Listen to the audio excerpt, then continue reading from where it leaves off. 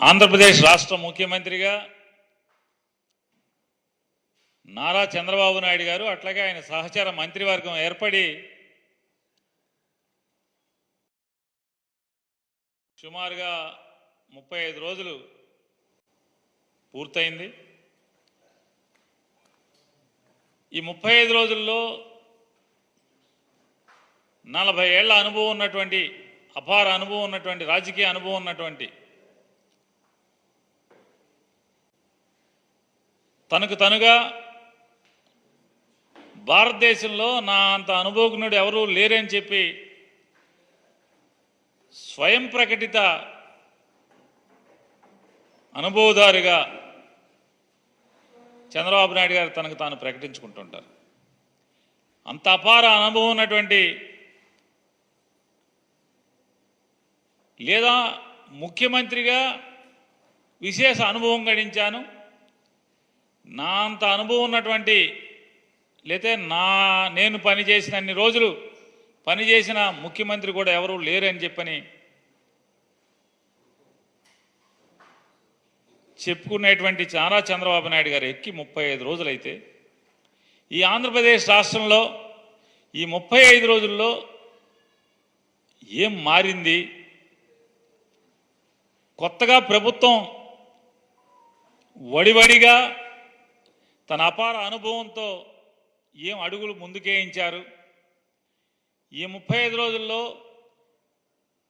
సంపద సృష్టించటం మొదలుపెట్టి ఏం సంపద చిగుళ్ళు వచ్చినాయి, ఏం సంపద మొగ్గలు వచ్చినాయి అనేది ఒక్కసారి వెనక్కి మనం ఈ 35 రోజుల్లో చూసుకుంటే 35 రోజులు కూడా ఆంధ్ర రాష్ట్ర ప్రజలకు ఒరిగింది ఏంటయ్యా అంటే పెన్షన్ డబ్బులు చేతిలో పట్టడం తప్పితే మరొక్క పని జరిగిన పరిస్థితి లేదు. సరే 35 రోజులకే జరిగిపోతాయి అంటే జరిగిపోతాయి అనట్లేదు, చేస్తామని చెప్పి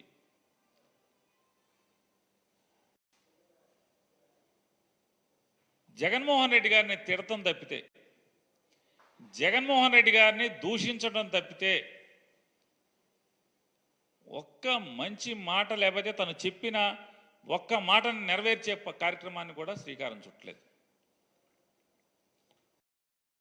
అని ఎంతసేపు జగన్మోహన్ రెడ్డి గారిని దూషించటం, అనరాని మాటలు అంటాం, మూర్ఖుడు అంటాడు, లేదా వ్యక్తిత్వ హననం చేస్తూ దూషిస్తాం.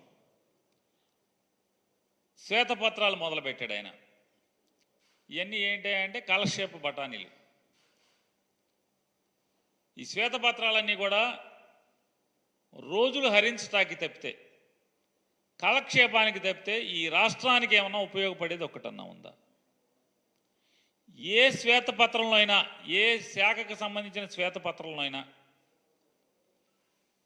ఎవరినన్నా మీరు దోషిగా నిరూపించగలిగారా? ఈ ప్రభుత్వాన్ని కానీ లేదా ఆ ప్రభుత్వం నడిపినటువంటి, ఆ శాఖ నడిపినటువంటి వైఎస్ఆర్ కాంగ్రెస్ పార్టీకి సంబంధించినటువంటి నాయకుల్ని కానీ లేదా అధికారులను కానీ ఒక్కరన్నా దోషిగా మీరు చూపించగలిగారా? ఒక తంపుడు ఉపన్యాసం, జగన్మోహన్ రెడ్డి గారిని తిడతాం,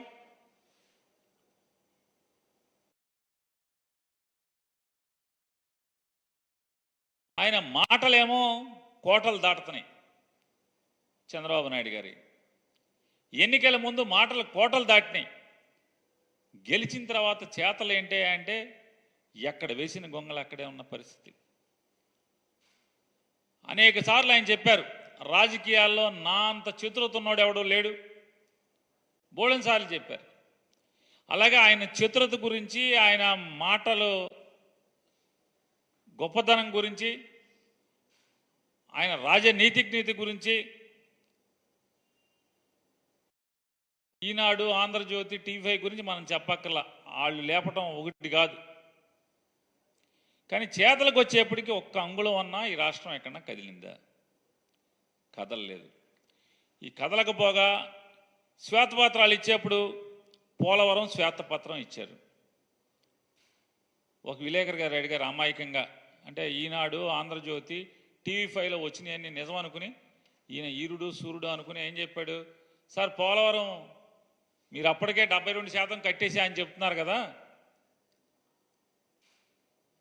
మిగతా 28% ఎప్పుడు పూర్తి చేస్తారండి? మీరే మొత్తం మీరు కట్టారుగా ఇప్పుడు దాకా 72% అంటే, ఎవడో తెలుసా ఎప్పుడు పూర్తి అవుద్దో నాకే తెలియదు అంటాడు.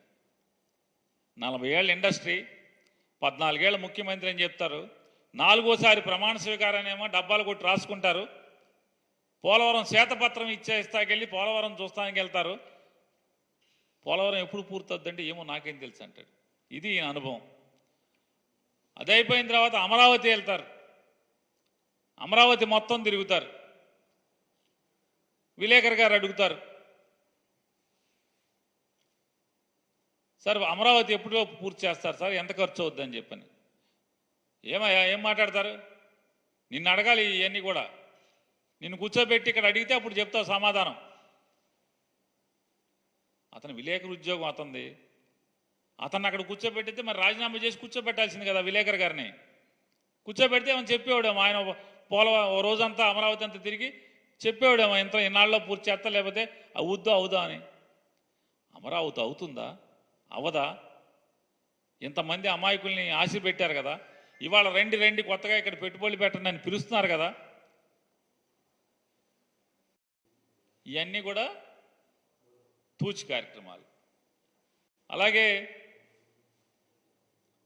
విద్యుత్ శాఖ మీద శ్వేతపత్రం ఇచ్చారు. ఆ శ్వేతపత్రం రోజు కూడా విలేకరులందరూ, మిత్రులందరినీ కూడా పిలిచారు. అన్ని జగన్మోహన్ రెడ్డి గారి మీద అసత్యాలు చెప్పారు, లేని అప్పులు చెప్పారు, పాపాలు అప్పులు చేసిందేమో ఆయన చేసేసి. ఒక విలేకరు గారు అడిగారు, ఏమండి మీరు నాణ్యమైన విద్యుత్ని రేటు పెంచకుండా రేట్లు తగ్గించిస్తా అని చెప్పారు కదా అంటే, వెంటనే ఆ విలేకరు మీద రివర్స్ అయిపోయారు. ఏం మాడుతున్నాను, ఎవరు చెప్పాడు? ఆయన చెప్పానా? ఆయనే చెప్పాడు. ట్రూ అప్ ఛార్జెస్ లేకుండా జగన్మోహన్ రెడ్డి గారు ట్రూ అప్ ఛార్జెస్ పేరుతో కరెంటు రేట్లు పెంచకుండా ట్రూ అప్ ఛార్జెస్ మీద మీ మీద భారం వేసి మీ మీద విపరీతంగా బాధుడు చెప్పని, బాధుడు అని చెప్పని ఊరు తిరిగారు, పేట తిరిగారు, సందు తిరిగారు, గొంతు తిరిగారు. తండ్రి కొడుకులు ఇద్దరు, ఈ తెలుగుదేశం నాయకులందరూ కూడా, ఇవాళ ఎమ్మెల్యేలు మంత్రులైన వాళ్ళందరూ కూడా తిరిగారు. పవన్ కళ్యాణ్ గారు కూడా చెప్పారు, విద్యుత్ ఛార్జీలు బాగా పెరిగిపోతున్నాయి, మన చంద్రబాబు నాయుడు గారిని గెలిపించుకుందాం, విద్యుత్ ఛార్జీలు తగ్గిద్దామని. ఈయనంటాడు శ్వేతపత్రం ఇచ్చి, ఎవడు చెప్పాడు నేను తగ్గిస్తా అని చెప్పానా అంటాడు. ఆల్రెడీ వీళ్ళు జూన్ 4న గెలిచారు, 12 తారీఖు దాకానేమో 8 రోజులనేమో రిమోట్ కంట్రోల్తో పరిపాలించారు. 12వ తారీఖు నుంచి ఏమో తెర మీదకి వచ్చారు. మరి ట్రూ అప్ ఛార్జెస్ ఏమో వచ్చేస్తున్నాయి కరెంట్ బిల్లులో. మరి ఎన్నికల ముందు మీరు ప్రజలకు ఏం చెప్పారు? కరెంటు ఛార్జీలు పెంచమని చెప్పారు. జగన్మోహన్ రెడ్డి అయితే మిమ్మల్ని బాధేస్తున్నాడు, బాధుడే బాధుడు బాధుడే బాధుడు అన్నారు కదా. మరి ఆ బాధుడు మరి మీరు బాధుతున్నారు కదా. అంటే జగన్మోహన్ రెడ్డి గారు చేసింది కరెక్ట్ అనే కదా. ఇవాళ పవన్ కళ్యాణ్ గారు రోజుకి 3 రూపాయలు చెత్త ఎత్తినందుకు డబ్బులు కలెక్ట్ చేయండి అని చెప్పారు. చెప్పినట్టుగా ఈనాడు ఆంధ్రజ్యోతి పేపర్లో చూసాం. ఊరు బాగుండాలి, స్వచ్ఛంగా ఉండాలి, పరిసరాలు అద్భుతంగా తయారవ్వాలి, అనారోగ్యాలు ఉండకూడదు, ఆరోగ్యవంతమైన పరిసరాల కోసం చెత్త ఎప్పటికప్పుడు ఎత్తేయాలి, ఇంటికి 3 రూపాయలు కలెక్ట్ చేయండి అని చెప్పారు. మరి జగన్మోహన్ రెడ్డి గారు ఏం చెప్పారు? అదే కదా. ఆయన 30 రూపాయలు 60 రూపాయలే కదా. మరి మీరేమో 90 రూపాయలు కలెక్ట్ చేయమని చెప్తున్నారు కదా. మీరు అపోజిషన్లో ఉన్నప్పుడేమో చెత్త మీద పన్ను వసూలు చేస్తారా? చెత్త ముఖ్యమంత్రి అని ఒకడు, చెత్త నా కొడుకు అని ఒకడు. మరి మిమ్మల్ని ఏమనాలి ఇప్పుడు? అదే చెత్త పన్నుని కొనసాగిస్తున్నటువంటి ఈ రోజుకి మీరెక్కి 35 రోజులైంది. చెత్త పన్ను ఎక్కడన్నా ఆపారా? ఏ ఊర్లో ఉన్నా ఆపారా? ఏ మున్సిపాలిటీలో ఉన్నా ఆపారా? చెత్త పన్ను ఆపలేదు కదా. ఆపకపోగా అద్భుతం ఇది చెత్త పన్ను అనేది. ఇది జగన్మోహన్ రెడ్డి గారు రోజుకి రూపాయి 2 రూపాయలు వసూలు చేశాడు. కాదు 3 రూపాయలు వసూలు చేయండి అని మీరే చెప్తున్నారు. జగన్మోహన్ రెడ్డి రూపాయి 2 రూపాయలు వసూలు చేశాడు రోజుకి, మనం 3 రూపాయలు వసూలు చేద్దామని చెప్తున్నారు. జగన్మోహన్ రెడ్డి గారు అధికారంలో ఉండి ఇదే పని చేసినప్పుడేమో చెత్త నా కొడుకు, చెత్త ముఖ్యమంత్రి అన్నారు. మరి మీరందరూ ఎవరు అని అడుగుతున్నప్పుడు నేను చెత్త పన్ను రోజుకు రూపాయి 2 రూపాయలు వసూలు చేసినందుకు జగన్మోహన్ రెడ్డి గారు చెత్త నా కొడుకు, చెత్త ముఖ్యమంత్రి అయితే మరి మీరందరూ ఎవరు?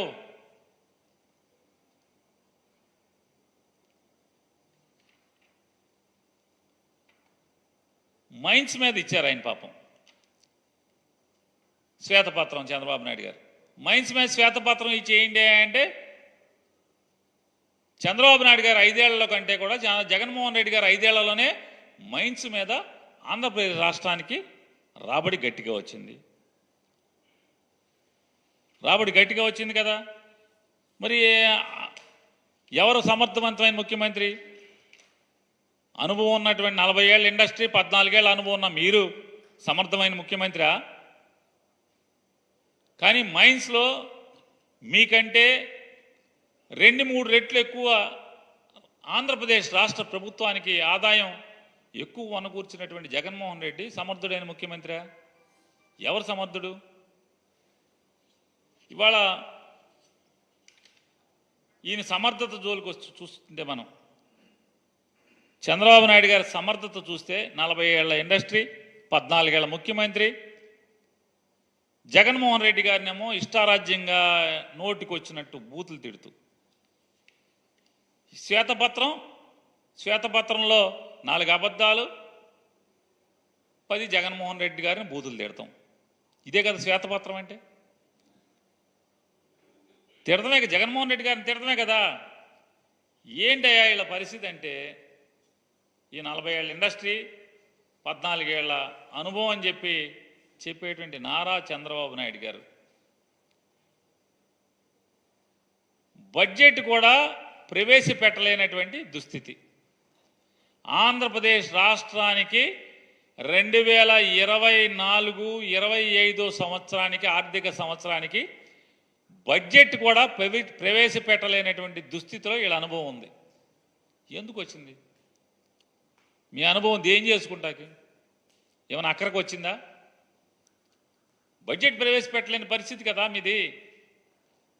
2019లో మే 30వ తారీఖున జగన్మోహన్ రెడ్డి గారు ఒక్కడే ప్రమాణ స్వీకారం చేసి, జూన్ 8వ తారీఖున జగన్మోహన్ రెడ్డి గారి ప్రభుత్వం మంత్రులందరూ కూడా ప్రమాణ స్వీకారం చేసి, అంటే జూన్ 8వ తారీఖున జగన్మోహన్ రెడ్డి గారు మంత్రివర్గ ప్రమాణ స్వీకారం చేస్తే, మే 30న జగన్మోహన్ రెడ్డి గారు ముఖ్యమంత్రిగా ప్రమాణ స్వీకారం చేస్తే, జూలై 12వ తారీఖున అసెంబ్లీలో బడ్జెట్ ప్రవేశపెట్టాడు కదా. జగన్మోహన్ రెడ్డి గారికి ఏం అనుభవం లేదు కదా, అనుభవం లేకపోయినా ప్రవేశపెట్టారు. ఆ రోజు ఇవాళ ఎన్నికల ముందేమో డబ్బులు ఎక్కడి నుంచి వస్తాయి, జగన్మోహన్ రెడ్డి గారి కన్నా ఎక్కువ హామీలు ఇస్తున్నారు కదా, ఆయన ఉన్నప్పుడేమో శ్రీలంక అయిపోద్దని చెప్పారు కదా, ఈ హామీలు ఎక్కడి నుంచి వస్తాయంటే సంపద సృష్టిస్తాం, సంపద సృష్టించి ఆ సంపద ద్వారా మేము జనాలకి మేము ఇచ్చిన హామీలు నెరవేరుస్తామని చెప్పినటువంటి వాళ్ళు ఇవాళ రోజు మంత్రులకి ఆయన క్యాబినెట్లో కూడా ఇవాళ చెప్తున్నా అంట, అందరికీ చెప్పండి ప్రజలకి డబ్బులు లేవు, ఖజానాలో డబ్బులు లేవు అని చెప్పని. ఇది కూడా మోసమే.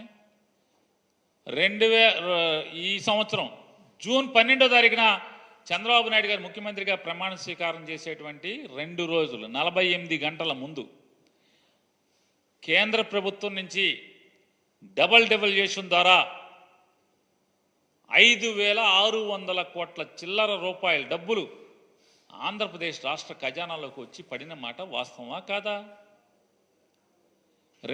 అంటే జూన్ 12వ తారీఖున చంద్రబాబు నాయుడు గారు ఆయన ప్రభుత్వం మంత్రిమండలి కలిసి ప్రమాణ స్వీకారం చేస్తే, ప్రభుత్వం ఏర్పాటైతే అప్పటికి 48 గంటల ముందు 5,600 చిల్లర కోట్ల రూపాయలు డబల్ డెవల్యూషన్ ద్వారా కేంద్ర ప్రభుత్వం నుంచి ఈ రాష్ట్రానికి రావాల్సినటువంటి నిధులు వచ్చి జమ అయినాయి కదా. ఎలా వచ్చినాయి డబల్ డెవల్యూషన్ ద్వారా అంటే, గడిచిన ప్రభుత్వం అంతకు ముందు సంవత్సరం ఏప్రిల్ 1వ తారీఖు నుంచి మార్చి 31వ తారీఖు దాకా వసూలు చేసినటువంటి రెవెన్యూ వసూళ్లలో కేంద్ర ప్రభుత్వం దగ్గర జమ అయితే, ఆ జమ అయినటువంటి వాటిల్లో రాష్ట్ర జనాభా దామాషా మేరకు కేంద్ర ప్రభుత్వం పంపించాల్సినటువంటి డబ్బులు, అంటే జగన్మోహన్ రెడ్డి గారి ప్రభుత్వం సంపాదించినటువంటి డబ్బులు 5,600 కోట్ల రూపాయలు కేంద్ర ప్రభుత్వం నుంచి ఆంధ్రప్రదేశ్ రాష్ట్ర ఖజానాలోకి వచ్చి పడినాయి. కానీ 2019 మే 30న జగన్మోహన్ రెడ్డి గారు ప్రమాణ స్వీకారం చేసే రోజుకి ఏంటయ్యా ఆంధ్రప్రదేశ్ రాష్ట్ర ఖజానా చంద్రబాబు నాయుడు గారు ఇచ్చెళ్ళిందే అంటే,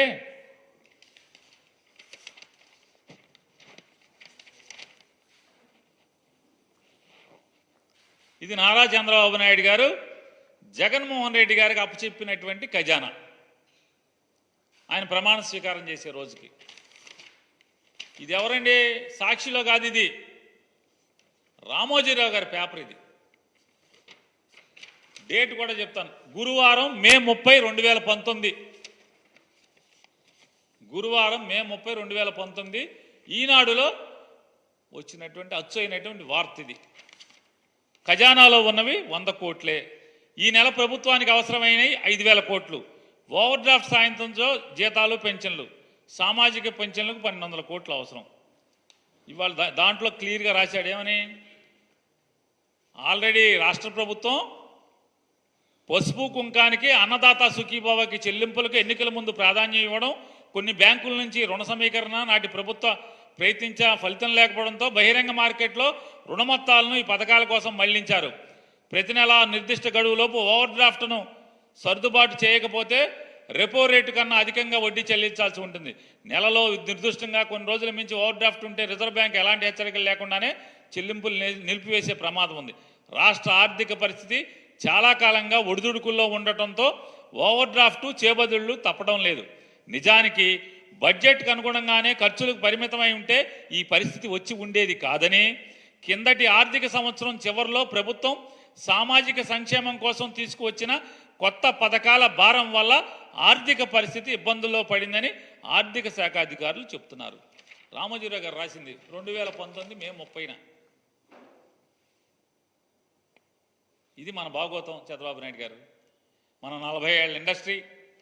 ఇవాళ జగన్మోహన్ రెడ్డి గారు అనుభవం లేనటువంటి ముఖ్యమంత్రిగా 5 ఏళ్లు పనిచేసినటువంటి జగన్మోహన్ రెడ్డి గారు చంద్రబాబు నాయుడు గారు ప్రమాణ స్వీకారం చేసే 48 గంటల ముందు 5,655.72 కోట్ల రూపాయలు ఇవాళ జమ అయినాయి. మరి ఎవరు పనోడు, ఎవరు సమర్థుడు, ఎవరు అసమర్థుడు? ఇవాళ బడ్జెట్ ఎందుకు ప్రవేశపెట్టలేదు మీరు? కొంతమంది ఏమో ఓటాన్ అకౌంట్ అంటారు, కొంతమంది ఏమో ఆర్డినెన్స్ అంటారు. ఈలోపు ఒక ఆయనేమో మీ పాత ఆర్థిక శాఖ మంత్రి ఒక ఆయన ఉన్నాడు, యనమల రామకృష్ణుడు గారు. ఆయన ఇదే తారీఖున జగన్మోహన్ రెడ్డి గారు ప్రమాణ స్వీకారం చేసిన రోజు ఆయన చెప్పాడు, ఈడికి అప్పులు ఎవడిస్తాడే, అసలు మామూలుగా అందిన కాడికి అందన కాడికి మొత్తం అప్పులు మేమే చేసేసాం, వీడికి రూపాయి అప్పు ఇచ్చేవాళ్ళు ఎవడు లేడని చెప్పారు. రిజర్వ్ బ్యాంకుకి దీంట్లో కూడా రాశారు, రిజర్వ్ బ్యాంకుకి కాగితం ఇచ్చారు, మళ్ళీ వచ్చే నెలలో మేము అప్పుకు రాము అని కూడా రాసి ఇచ్చారు. ఇన్ రైటింగ్ చంద్రబాబు నాయుడు గారి ప్రభుత్వం ఇన్ రైటింగ్ మేము మళ్ళీ అప్పుకు రాము అని కూడా రాసిచ్చినట్టుగా కూడా రామోజీరావు గారు కూడా చెప్పారు. అంటే జగన్ గారు ఎక్కేప్పటికి ఎక్కిన నెలలో మేము అప్పుకు రామని చెప్పని ఆర్బీఐకి లెటర్ రాసి ఇచ్చేళ్ళారు చంద్రబాబు నాయుడు గారు. మరి ఇవాళ జగన్మోహన్ రెడ్డి గారు 5,655.72 కోట్ల రూపాయలు ఇవాళ ఆయన గల్లాపెట్టులో ఇచ్చి మీకు అప్పచెప్తే ఇవాళ మీరు అర్థం కాని పరిస్థితి, కింద మీద అయ్యే పరిస్థితి. ఇవాళ 40 ఏళ్ల అనుభవం. ఎక్కంగానే ఒక ఆయన ఆర్థిక శాఖ ముఖ్య కార్యదర్శికి వేశారు, 19 రోజులకే ఆ శాఖ కార్యదర్శిని పీకేశావు, ఆర్థిక శాఖ కార్యదర్శి. ఏది చంద్రబాబు నాయుడు గారు మీ అనుభవం ఇదేనా? మీరు ఏరి కోరి వేసుకున్నటువంటి ఆర్థిక శాఖ ముఖ్య కార్యదర్శిని 19 రోజులకి ట్రాన్స్ఫర్ చేసేశారు. ఎందుకు ట్రాన్స్ఫర్ చేశారు? ఇప్పుడు బడ్జెట్ ఎందుకు పెట్టలేకపోతున్నారు?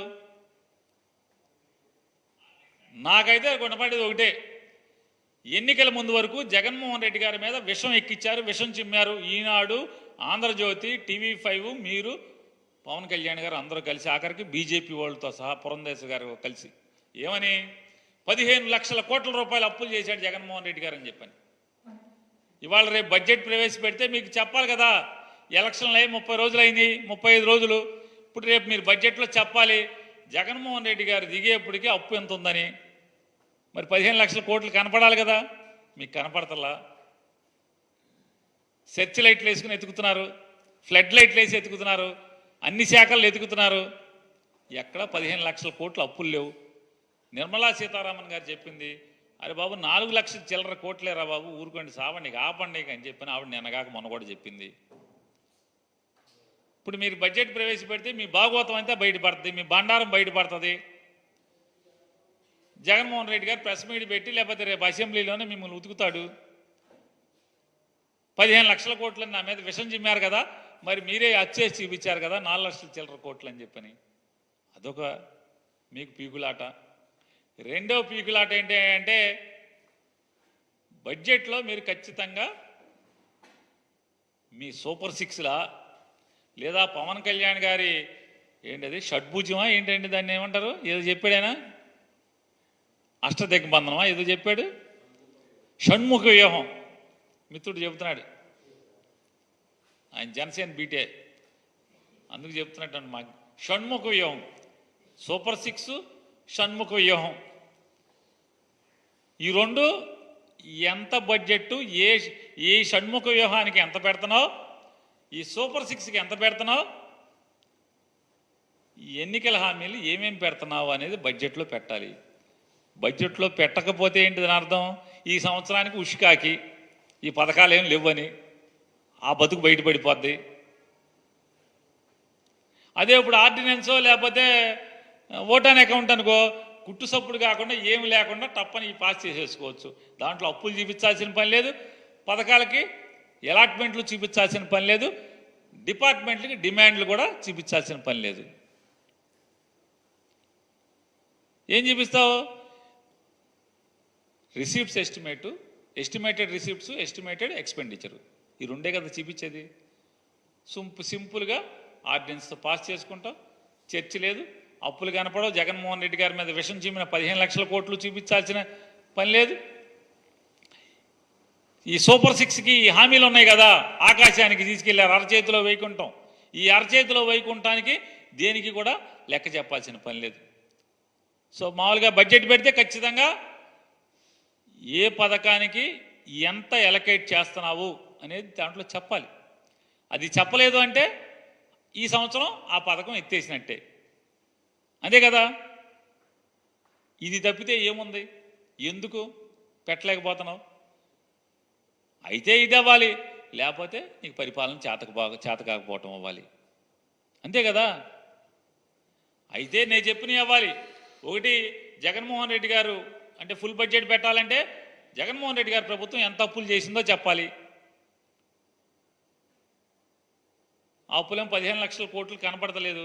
అవి పెట్టకపోతే మన బతుకు బస్టాండ్ అయిపోద్ది, అలరైపోతాం. జగన్మోహన్ రెడ్డి గారిని అన్యాయంగా అన్నామని జనానికి తెలిసిపోతుంది, విషం చిమ్మామని జనానికి తెలిసిపోద్ది. రెండోది, ఈ సూపర్ సిక్స్లకి షణ్ముఖ వ్యూహాలకి ఎలకేషన్స్ పెట్టాలి. లేకపోతే ఈ సంవత్సరం ఎత్తేసినట్టే మీరు అఫీషియల్గా డిక్లరేషన్ అవుతుంది. కాబట్టి గుట్టుగా జనాల్ని ఇంకా నమ్మించుకుంటూ మోసాలు చేసుకుంటూ కాలం వెళ్ళదీసే కార్యక్రమం తప్పితే నేను ఛాలెంజ్ చేస్తాను, సమాధానం చెప్పండి. ఈ తప్పితే ఏముంది? మీరు జగన్మోహన్ రెడ్డి గారిని తిడతం తప్పితే మీరు ఏం చేస్తున్నారు? ఇసుక అయిపోయింది కదా, ఉచిత ఇసుక కొండెక్కింది కదా, కొండెక్కేసింది. తల్లికి వందనం కింద మీద అవుతున్నారు కదా, ఒక కాగితం ఇచ్చారు, దాన్ని పేక పట్టుకుంటేనేమో అబ్బాయి తూచి అది కాదు ఇది కాదు ఇది కాదు అన్నారు. ఏది కాదు? కాబట్టి ఇవన్నీ ఆయన, ఇది మళ్ళీ సర్కస్ గవర్నమెంట్. ఇది ఎంత సర్కస్ గవర్నమెంట్ అంటే ఆర్టీసీ ఏమో ఒక మంత్రి చూస్తాడు, ఆర్టీసీ ఒక మంత్రి చూస్తాడు, అతను ఆర్టీసీ గురించి మాట్లాడడం. ఇంకొక మంత్రి ఉన్నాడు, ఆయన ఏమో ఆర్టీసీ గురించి ట్వీట్ చేస్తాడు. ఆగస్టు 15 నుంచి ఆర్టీసీ ఉచితం అంటాడు. ముఖ్యమంత్రి కానీ రవాణా శాఖ మంత్రి కానీ ఉండదు. అంటే ఇది ఒక కంగారు గవర్నమెంట్. ఎవడెవడు ఏం చేస్తున్నాడో ఎవడికి ఏంటో అర్థం కాని పరిస్థితి, ఎవరి శాఖ ఏంటో తెలీదు. అట్లాగే జగన్మోహన్ రెడ్డి గారి ప్రభుత్వం అసైన్మెంట్ ల్యాండ్లని ఫ్రీ హోల్డ్ పేరుతో దోచుకున్నారు, 1000 ఎకరాలు దళితుల భూములు దోచుకున్నారని చెప్పి చంద్రబాబు నాయుడు గారు ఒక బురదేశే కార్యక్రమాన్ని, విషం చిమ్మే కార్యక్రమాన్ని నిన్న తెరలు తీశాడు ఆయన. నేను చంద్రబాబు నాయుడు గారిని ఛాలెంజ్ చేస్తాను. నీ గవర్నమెంట్ నీ చేతిలో ఉంది చంద్రబాబు నాయుడు గారు. ఎవరి పేరు మేంచి ఎవరి పేరు మీదకి ఆ ఫీల్డ్ ఫ్రీ హోల్డ్ ల్యాండ్ బదిలీ అయింది? ఏ వైఎస్ఆర్ కాంగ్రెస్ పార్టీ ఎమ్మెల్యే, ఏ వైఎస్ఆర్ కాంగ్రెస్ పార్టీ మంత్రి, ఏ వైఎస్ఆర్ కాంగ్రెస్ పార్టీ నాయకుడు దళితుల భూముల్ని ఫ్రీ హోల్డ్ చేశాక బదలాయింపు చేసుకున్నాడో చేయి, రుజువు చేయి. నీకు చేతనైతే, నీలో నిజాయితీ ఉంటే, చంద్రబాబు నాయుడు గారు మీలో నిజాయితీ ఉంటే, మీలో చిత్తశుద్ధి ఉంటే, నిజంగా నువ్వు 40 ఏళ్ల ఇండస్ట్రీ 14 ఏళ్ల అనుభవం ఉన్నాడైతే, జగన్మోహన్ రెడ్డి గారు ఏదైతే దళితులకి 20 సంవత్సరాల భయపడి ఎవరైతే అనుభవిస్తున్నారో ప్రభుత్వ భూమిని అసైన్మెంట్ ద్వారా, ఆ వంశీకులకి లేకపోతే వారి వారసులకి ఆ భూమిని సొంత ఆస్తిగా చేసినటువంటి జీవో ప్రకారం ఆ భూమి ఎక్కడైనా ఎవరి పేరు మీదైనా వైఎస్ఆర్ కాంగ్రెస్ పార్టీ ఎమ్మెల్యే పేరు మీద కానీ, మంత్రి పేరు మీద కానీ బదలాయింపు, జగన్మోహన్ రెడ్డి గారి పేరు మీద కానీ, వాళ్ళ కుటుంబ సభ్యుల పేరు మీద కానీ బదలాయింపు అయిందా? చూపించు. ప్రభుత్వం మీదే కదా, మీ చేతిలో ఉంది కదా. ఈ తప్పుడు మాటలు ఎందుకు చంద్రబాబు నాయుడు గారు? అసత్యాలు ఎందుకు? చెప్పాలి కదా. కేవలం బట్ట కాల్చి మొహం మీద వేయటం తప్పితే, ఎన్నికల ముందు ఏ రకంగా అయితే విషం చిమ్మారో అదే విషం చిమ్మే కార్యక్రమాన్ని ఇంకా కొనసాగింపు తప్పితే. ఎస్, మీలో కలేజా ఉంటాయి, మీలో సత్తా ఉంటాయి, మీలో అనుభవం ఉందని చెప్పని మీరు ఏదో అనుకుంటున్నారు కదా. మీ అనుభవం ఉందే నిజమైతే ఈ సమాజం ముందు పెట్టండి. జగన్మోహన్ రెడ్డి గారి ప్రభుత్వం ఏ దళితుల భూమి, ఏ ఎమ్మెల్యే, ఏ మంత్రి బదలాయించుకున్నాడో పెట్టాలి కదా. స్టాంప్స్ అండ్ రిజిస్ట్రేషన్ నీ దగ్గరే ఉంది కదా, నీ ప్రభుత్వమే కదా. రెవెన్యూ డిపార్ట్మెంట్ కూడా మీ ప్రభుత్వమే కదా. ఎందుకు చేయలేకపోతున్నారు? ఊరికే భూములు దోచుకున్నారు ఎందుకు మాట్లాడుతున్నారు? ఆధారాలతో సహా కదా మీరు చెప్పాల్సింది. ఎందుకు చెప్పలేకపోతున్నారు? ఏం చేయాలో అర్థం కాదు, అలవ కాని హామీలు. ఇదే మరి 5-10 కుర్రాడితో పోటీ పడి ఆ కుర్రాడిని నాశనం చేయడం కోసం విషం చిమ్మి, దుష్ప్రచారం చేసి, జనం మెదడులోకి విషాన్ని ఎక్కించి జనాల్ని లోబర్చుకోవటం కోసం, అధికారాన్ని ఏదో రకంగా సంపాదించడమే, పొందటమే దిక్కుమాలిన మార్గంగా మీరు ఎంచుకుని ఈ అలవకాని హామీలు ఇచ్చి వాటిని అమలు చేయలేక దిక్కులు చుట్టం తప్పితే ఏముంది వాళ్ళు మీరు 35 రోజుల్లో చేస్తున్నది? అంతే కదా, ఈ 35 రోజుల్లో చేసింది ఏంటి? ఇయే కదా. ఇప్పటికే మీరు ఎంత అప్పులు తెచ్చారు? ఓన్లీ రిజర్వ్ బ్యాంకుల నుంచి, ఓన్లీ రిజర్వ్ బ్యాంక్ దగ్గర 10,000 కోట్లు ఎంత తెచ్చినట్టున్నారు ఒక్క రిజర్వ్ బ్యాంక్ దగ్గర నుంచి. అసలు ఆంధ్రప్రదేశ్ రాష్ట్ర ప్రభుత్వం అప్పులు చేస్తే అదేమైనా చేబోదుళ్ళు ఉంటాయా? క్యాష్ తెచ్చుకుంటారంటే ఎక్కడన్నా? నిర్మలా సీతారామన్ గారు ఉంది కదా, ఒకసారి ఇవాళ కూడా ఢిల్లీ వెళ్ళారు కదా, ఒకసారి వెళ్ళి అడగండి. ఆవిడ నిన్నగాక మొన్న కూడా చెప్పారు ఆంధ్రప్రదేశ్ రాష్ట్రానికి అప్పు ఎంతో తెచ్చుకోండి బ్యాంకుల దగ్గర నుంచి. ఆర్బీఐ గేట్వే ఉంది, ఆర్బీఐ గేట్వే ద్వారా కాకుండా ఎక్కడి నుంచైనా అప్పు తెచ్చే అవకాశం ఉందా రాష్ట్ర ప్రభుత్వాలు? అన్నీ బ్యాంక్ ట్రాన్స్ఫర్లే కదా, తీసుకోండి. ఇవన్నీ జగన్మోహన్ రెడ్డి గారి మీద విషం చిమ్మటాకి 14 లక్షలు 15 లక్షల కోట్లని ఇవాళ అవి చూపించలేక తెల్లమొహాలేసి ఈ హామీలను అమలు చేయాలి, ఎట్టా అమలు చేయాలో అర్థం కాక నేల చూపులు, బిత్తర చూపులు, ఆకాశం యొక్క చూడటం తప్పితే, జగన్మోహన్ రెడ్డి గారిని బూతులు తిడటం తప్పితే వేరే ఇంకేమైనా ఉందా? లేదు కదా. ఏమైంది నీ అనుభవం? ఎందుకు ఫుల్ బడ్జెట్ ప్రవేశపెట్టలేకపోతున్నావు? మోడీ గారు ఫుల్ బడ్జెట్ ప్రవేశపెడుతున్నాడు కదా, మోడీ గారు ఫుల్ బడ్జెట్ ప్రవేశపెడుతున్నాడు కదా. ఎక్కడ ఏ రాష్ట్రంలో అనాదిగా భారతదేశంలో రాష్ట్రాలు ఏర్పడిన దగ్గర నుంచి లేదా కేంద్ర ప్రభుత్వం ఏర్పాటైన దగ్గర నుంచి కూడా ఎన్నికల ముందు ఓట్ ఆన్ అకౌంట్ పెడతాం, ఎన్నికలైన తర్వాత వచ్చినటువంటి ప్రభుత్వం ఫుల్ బడ్జెట్ పెట్టేటువంటి సాంప్రదాయమే కదా, కొత్తగా ఎక్కడ జరగట్లేదు కదా అది. ఎందుకని ఫుల్ బడ్జెట్ పెట్టలేకపోతున్నారు? భారతదేశంలో ఇంత అసమర్థ ప్రభుత్వం ఎన్నికలైన తర్వాత కూడా ఫుల్ బడ్జెట్ ప్రవేశపెట్టలేనటువంటి రాష్ట్ర ప్రభుత్వం ఒక్క ప్రభుత్వం ఎక్కడ చూపించండి మీరు. 29 రాష్ట్రాల్లో ఒక్కటి లేదు. పోనీ కేంద్రంలో ఎప్పుడన్నా జరిగిందా? మన్మోహన్ సింగ్ గారు 10 ఏళ్ళు, మోడీ గారు 10 ఏళ్ళు, ఇప్పుడు 11 ఏడు. ఎప్పుడన్నా ఇది రక జరిగిందా? ఎక్కడా లేదు కదా. కాబట్టి మీ 40 ఏళ్ళ ఇండస్ట్రీ, 14 ఏళ్ళ అనుభవం ఈ రాష్ట్రానికి ఏం మేలు చేసింది, ఏం ఉపయోగపడింది? మీరు సంపద సృష్టిస్తానని చెప్పని కబుర్లు చెప్తున్న మీరు 2014 నుంచి 19 దాకా సంపద సృష్టించింది ఇదైతే, జగన్మోహన్ రెడ్డి గారు అనుభవం లేనటువంటి ముఖ్యమంత్రిగా మొదలుపెట్టి 5 ఏళ్లలో మీకు అప్పచెప్పేప్పటికీ 5,655 కోట్ల రూపాయల్ని నీ ఖజానాలో అప్పచెప్పి వెళ్ళినటువంటి సమర్థవంతమైన ముఖ్యమంత్రి జగన్మోహన్ రెడ్డి గారు. కాబట్టి విచారించాలా, నవ్వాలా, ఏం చేయాలో కూడా అర్థం కాని పరిస్థితిలో మీరు ఉంటాం. మీ అనుభవం ఏమైపోతుంది? ఫుల్ బడ్జెట్ ప్రవేశపెట్టలేనటువంటి అత్యంత సమర్థమైనటువంటి, అత్యంత అనుభవం ఉన్నటువంటి రాజకీయ దురంధుడు మీరుగా చరిత్రలో మాత్రం ఖచ్చితంగా మీరు లిఖించబడతారు.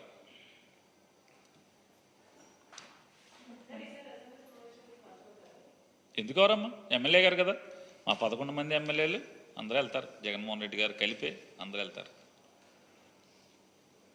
మీకు వద్దని ఉందేంటి?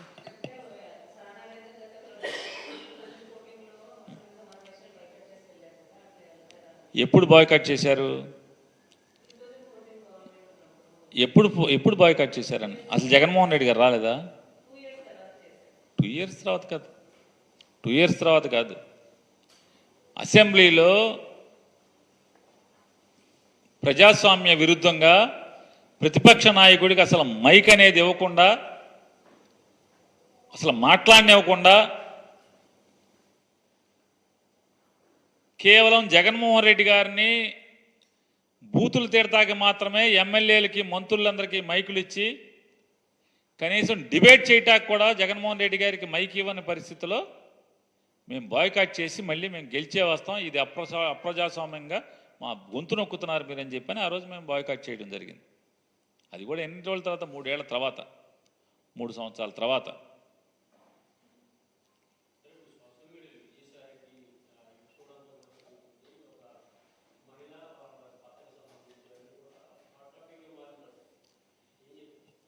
సార్ ఒకటే అండి, విజయసాయి రెడ్డి గారా లేదా చంద్రబాబు నాయుడు గారా లేదా పేరు నానియా, ఎవరైనా ఒక ప్రజా జీవితంలో ఉన్న వారి మీద ఎవరైనా విమర్శలు చేసినప్పుడు ఆ విమర్శని అయితే అది వ్యక్తిగత విమర్శలు కాబట్టి, ఆధారం లేని విమర్శలు కాబట్టి అయితే హుందాగా మీడియా వార్తను ప్రచురించకపోవటమా లేదా టెలికాస్ట్ చేయకుండా ఉండటమా జరుగుతుంది. లేదా ఆ రాజకీయ నాయకుడి మీద ఇవాళ ఏంటంటే మీడియా అంతా కూడా వర్టికల్గా డివైడ్ అయిపోయి ఉంది, రాజకీయ రంగులు పులుముకున్నది కాబట్టి మీడియా ఆ వార్త పోనీ వేస్తే వార్త వేశారు, ఆడ ఆరోపించాడు, మేము చూపించాము, వేసామంటే అర్థం ఉంటుంది.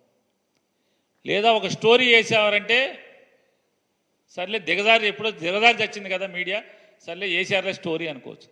కానీ అందులో ఉన్నటువంటి సీఈఓ, ఒక ఛానల్లో సీఈఓ కూర్చుని దాన్ని ఒక డిబేట్ నిర్వహించి ఏ ఆధారాలు లేకుండా ఓ ముసలోడు ఇంత పనోడా అంత పనోడా, ఏం భాష అది, నువ్వెవడవి కాదు, నువ్వు విలేకరివి లేదా ఒక సీఈఓవి, ఎంత హుందాగా నడపాల్సినటువంటి పరిస్థితుల్లో ఏమైనా ఆధారాలు ఉంటే మీ ఇష్టం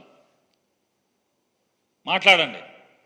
కానీ నిరాధారంగా ఇష్టారాజ్యంగా వ్యక్తిత్వ హననం చేస్తూ, క్యారెక్టర్ అసాసిన్ చేస్తూ, మనిషిని మానసికంగా చంపే ప్రయత్నం, అంటే రాజకీయంగా చంపటాకి దుష్ప్రచారాలు,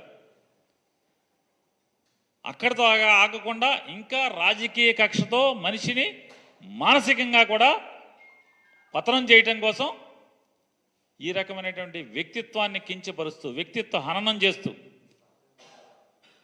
ఇటువంటి వార్తల్ని డిబేట్గా పెడతాం. మరి ఇది ఎవరికి జరగకూడదు, ఎక్కడ జరగకూడదు. కానీ ఇది దుర్మార్గం కదా. ఇది అంటే అసత్యాలు మాట్లాడుతూ ఎవరో ఒకళ్ళు ప్రెస్ మీట్ పెడితే దాని మీద క్యారెక్టర్ని కిల్ చేస్తూ డిబేట్లు పెట్టడం, దాన్ని కొనసాగింపుగా ఇవాళ మొత్తం అంతా కూడా పార్టీ కార్యకర్తల్ని, మహిళా కార్యకర్తలతో ఇష్టారాజ్యంగా ఇక అదే పనిగా టీవీలో తిట్టిస్తాం.